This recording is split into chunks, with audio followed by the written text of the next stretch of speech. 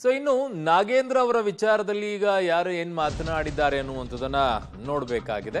So ಸರ್ಕಾರ SIT ತನಿಖೆ ವಹಿಸಿದ್ರು ಕೂಡ ಸಚಿವರು ರಾಜೀನಾಮೆಯನ್ನ ಕೊಟ್ಟಿಲ್ಲ. ನಾಗೇಂದ್ರ ನೈತಿಕ ಹೊಣೆ ಹೊತ್ತು ರಾಜೀನಾಮೆಯನ್ನ ಕೊಡಬೇಕು.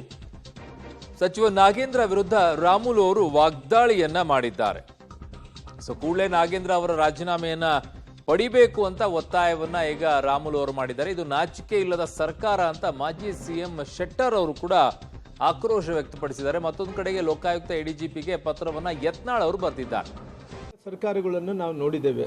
ಈ ಸರ್ಕಾರಗಳು ನೋಡಿದಂಥ ಟೈಮಲ್ಲಿ ಯಾರು ಕೂಡ ಸರ್ಕಾರದ ಹಣವನ್ನು, ನಿಗಮದಲ್ಲಿದ್ದಂಥ ಹಣ, ಸಚಿವಾಲಯದಲ್ಲಿದ್ದಂಥ ಹಣ, ಆ ಹಣಕ್ಕೆ ಯಾರು ಕೂಡ ಕೈ ಹಾಕುವಂಥ ಕೆಲಸ ಯಾರು ಮಾಡಲಿಲ್ಲ.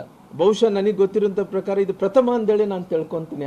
ಯಾಕಂದ್ರೆ SITಗೆ ಏನು ತನಿಖೆಗೆ ಏನು ಕೊಟ್ಟಿದ್ದಾರೋ ಆ SITಗೆ ತನಿಖೆ ಕೊಟ್ಟಂತ ಟೈಮಲ್ಲಿ ಅವರು ಇದರಲ್ಲಿ, ಯಾಕಂದ್ರೆ ಸರ್ಕಾರದಲ್ಲಿ ಮಂತ್ರಿಯಾಗಿ ಮುಂದುವರಿತಿರ್ತಾರ, ಅವರು ರಾಜೀನಾಮೆಯನ್ನು ಕೊಡಕ್ಕಾಗಲ್ಲ, ರಾಜೀನಾಮೆಯನ್ನು ಕೊಡ್ಸಕ್ಕ ಮುಖ್ಯಮಂತ್ರಿ ಕೈಲಿ ಆಗಲ್ಲ. ಅದ್ರ ಬಗ್ಗೆ ಚೈನ್ ಬಗ್ಗೆ ನಾನು ಮಾತಾಡಕ್ ಹೋಗಲ್ಲ. ಆದ್ರೆ ಎಲ್ಲೋ ಒಂದು ಕಡೆ ಇವತ್ತು ಅವರು ಆ ಸ್ಥಾನದಲ್ಲಿ ಇದ್ದಂಥ ಟೈಮಲ್ಲಿ ತನಿಖೆ ಮಾಡೋದು ಬಹಳಷ್ಟು ಇರುಸು ಮುರುಸು ಆಗುತ್ತೆ, ಸರ್ಕಾರಕ್ಕೆ ಇರುಸು ಮುರುಸು ಆಗುತ್ತೆ, ನಂತರ ಬೇರೆ ಎಲ್ಲ ರೀತಿಯಲ್ಲಿ ಕೂಡ ಇರುಸು ಮುರುಸು ಆಗುತ್ತೆ. ಹಂಗಾಗಿ ನಾನು ಸರ್ಕಾರಕ್ಕೆ ನಾನು ಒತ್ತಾಯವನ್ನು ಮಾಡ್ತೇನೆ.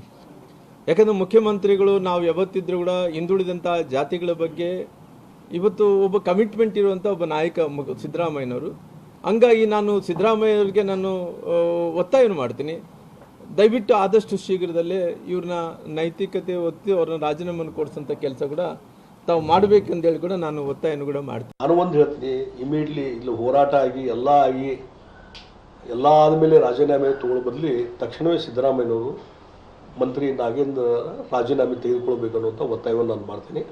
ಇಷ್ಟೊಂದು ಪ್ರೈವಾಪೇಶಿಯ ಹಗರಣ ಆದಮೇಲೆಯೂ ಸಹಿತಕ್ಕೆ ಆತ್ಮಹತ್ಯೆ ಮಾಡಿಕೊಂಡು ಮೃತಪಟ್ಟ ಮೇಲೆಯೂ ಸಹಿತಕ್ಕೆ